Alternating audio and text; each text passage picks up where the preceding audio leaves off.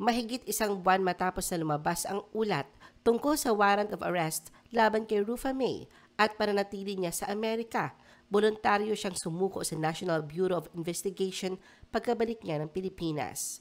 The Philippine Showbiz List presents detalye sa kaso laban kay Rufa May Quinto at ang pagsuko niya sa NBI. Rufa May's involvement in investment scam. Matatandaan na huling bahagi ng 2024, gumulantang sa showbiz ang sunod-sunod na estafa case laban sa mga celebrities at kabilang na nga riyan si Rufa May. Unang linggo ng Disyembre noong nakaraang taon, kasunod na pagkakaaresto kay Neri Naig, pumutok naman ang balitang may warrant of arrest di umano si Rufa May dahil sa kinakaharap na estafa case. Katulad ni Neri, celebrity endorser din si Rufa May ng Dermacare Beauty Clinic na pag-aari ni Chanda Atienza na nasasangkot sa investment scam. Matatandaan na noong September 2023, naglabas ang Securities and Exchange Commission ng advisory na nagsasabing hindi authorized ang Dermacare Beyond Skincare Solutions na mag-solicit ng investments dahil sa hindi ito registered at wala itong lisensya para makabenta ng securities. At noong December 2, 2024, kinumpirma ng legal counsel ni Rufa May na si Attorney Mary Louise Reyes na totoong may warrant of arrest nga para sa kanyang kliyente. Ayon sa abogado, 14 counts ng paglabag sa Section 8 of Securities Regulation Code ang kasong kinakaharap ni Rufa May na isinasaad ng securities gaya ng shares at mga investment ay hindi maaaring ibenta sa Pilipinas ng walang registration statement na isinumite at inaprubahan ng SEC. Ito ay inihain ng 39 katao laban kay Rufa May. Ganun pa man, nilinaw ni Attorney Reyes na hindi nakaharap si Rufa May sa large-scale estafa complaint. Binanggit ng abogado na apektado si Rufa May dahil hindi nito akalaing masasangkot sa kasong wala siyang kinalaman, lalo pat tumalbog din umano ang mga checking ibinayad sa kanya bilang endorser ng Dermacare. Hindi rin umano nang hingi ng pera si Rufa May mula sa mga nagdemanda sa kanya dahil hanggang sa pagiging celebrity endorser lamang ng Dermacare ang partisipasyon niya.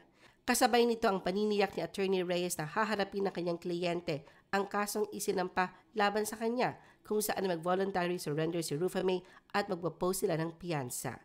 Samantala, nasa Amerika si Rufa May na lumabas ang warrant of arrest para sa kanya.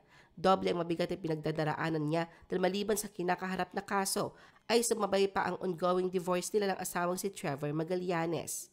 Sa kabila ng mapait na pangyayaring ito sa kanyang buhay, ay nanatiling positibo si Rufa May at matapang na hinarap ang mga pagsubok. Hindi siya kailanman nagtago. Sa katunayan, noong December 3, 2024, naglabas si Rufa May ng opisyal na pahayag para ipaliwanag ang kanyang panig sa patong-patong na kasong kinakaharap. Ang legal counsel niya ay nagpost sa Facebook ng kanyang official statement. Paglilinaw ni Rufa May, katulad ng iba, ay biktima lang siya ng beauty clinic na Dermacare. Hindi rin niya akalain na sa kabila ng reputasyong matagal niyang inalagaan at tagal sa industriya ay masasangkot siya sa ganitong eskandalo. Gayunpaman, naniniwala raw si Rufa May na sa huli ay mananaig ang kabutihan at katotohanan. Nangako rin siya na haharapin niya ang mga kasong isinampa sa kanya sa pamamagitan ng pagharap sa mga otoridad sa oras na makauwi siya sa Pilipinas. Nagpasalamat si Rufa May sa lahat ng sumusuporta at naniniwala sa kanya. Rufa May surrenders to NBI. Katulad ng ipinangako ni Rufa May na hindi siya magtatago at matapang na haharapin ang kaso upang makamtan ng hustisya at mapatunayang isa rin siyang biktima sa pangyayaring ito, kusa siyang sumuko. Sakay ng isang Philippine Airlines flight mula San Francisco, California sa US, kasama ang kanyang pamilya, nakabalik na ng bansa si Rufa May bandang alas 6 ng umaga nitong Miyerkules, January 8, 2025. Sa airport pa lang ay sinalubong na agad siya ng mga tauhan ng NBI at voluntaryo siyang sumurrender dahil sa kanyang warrant of arrest. Ayon kay NBI Chief Jamie De Leon, nakipag-ugnayan ng abogado ni Rufa May sa kanilang tanggapan para sa voluntaryong pagsuko ni Rufa May. So mailalim din daw sa medical legal examination si Rufa May bago dalhin sa Pasay Regional Trial Court. Kaugnay nito, naglabas din ng pahayag ang legal counsel ni Rufa May at nanindigan na biktima ang kanyang kliyente. Sa isang panayam, sinabi ni Attorney Reyes na nakipag-ugnayan sila sa NBI upang matulungan si Rufa May sa kanyang voluntary surrender at piyansa. Ipinahayag nilang tapat si Rufa May sa legal na proseso. Binanggit na maging si Rufa May ay hindi pa raw nababayaran ng Dermacare kaya iyon daw ang aasakasuhin niya pagkatapos ng kasong kinahaharap ng kliyente. Ayon pa sa abogado, Sumama raw ang pakiramdam ng kliyente habang pinoproseso ang kanyang bail requirements. Dulot na raw marahil ang jet lag at ang mga emosyong kaakibat na kanyang pinagdaraanan ngayon. Kahit na sabihing inosente pa raw si Rufa May. Bumalik raw sa pasilidad ng NBI si Rufa May para mapacheck up sa doktor matapos makaranas ng pagkahilo at pagsusuka. Binanggit din na kinabukasan, January 9, 2025, inaasahan daw mapoproseso ng pagpiyansa ni Rufa May sa halagang 1.7 million pesos. Kaugnay na nangyayari na nawagan at nakikiusap din ang kampo ni Rufa May sa publiko at sa mga media na sana'y iwasan ang mabilis na paghuhusga batay sa maling impormasyon at hindi kumpletong detalye. Nais nilang maintindihan ng lahat ang kahalagahan ng hindi muna pagbibigay ng karagdagang detalye hanggang hindi pa tapos ang lahat ng proseso. Sinabi rin ni Atty. Reyes na sila ay naninindigan sa katotohanan. Samantala, kinumpirma naman ng kaibigan at dating manager ni Rufa May na si Boy Abunda sa live telecast ng Fast Talk with Boy Abunda ng hapon din yon na 1.7 million pesos ang piyansang binayaran ni Rufa May para sa pansamantala nitong kalayaan.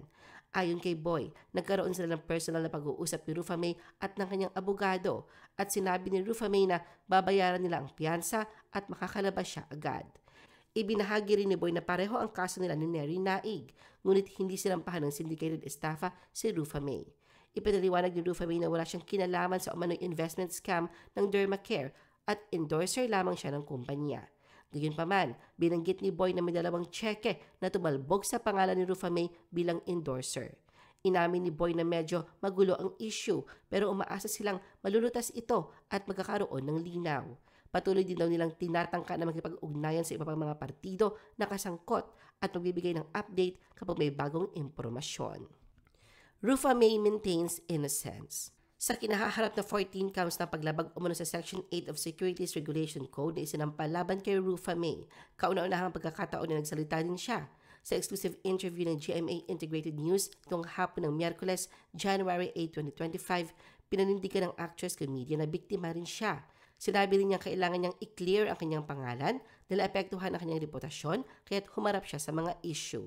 Tungkol sa posibilidad na magsasampa siya ng countercharge laban sa mga nagsampa ng kaso laban sa kanya, naroroon pa din ang jolly vibe ni Rufa May kung saan ay nagbiro siya na pag-iisipan muna nila kung may isip pa siya. Tila nais niyang pag-aanin ang nangyayari, ngunit seryoso niyang sinabi, hindi, tapusin mo na to, isa-isa lang. Inamin ni Rufa May na kakarating lang niya mula US at kailangan niyang harapin ang mga bagay-bagay ng sunod-sunod.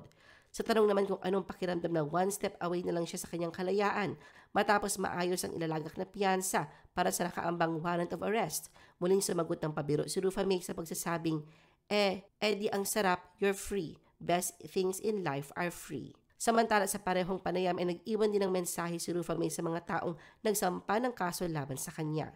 Anya dapat daw ang hanapin ng mga ito ay yung talagang may-ari ng Dermacare, ang kumpanyang saglit lamang daw niyang inendorso. Giit ni Rufa May, wala siyang kinalaman sa mga ito, ni hindi nga daw niya na-meet o nakilala man lang. Ayon kay Rufa May, kinansela ng kumpanya ang kanilang kontrata at hindi siya nabayaran. Puro bouncing checks daw nakuha niyang bayad at pagkatapos ng mga insidente na tumalbog na tseke, sinabi ng kumpanya na sorry at tinanggal siya bilang endorser.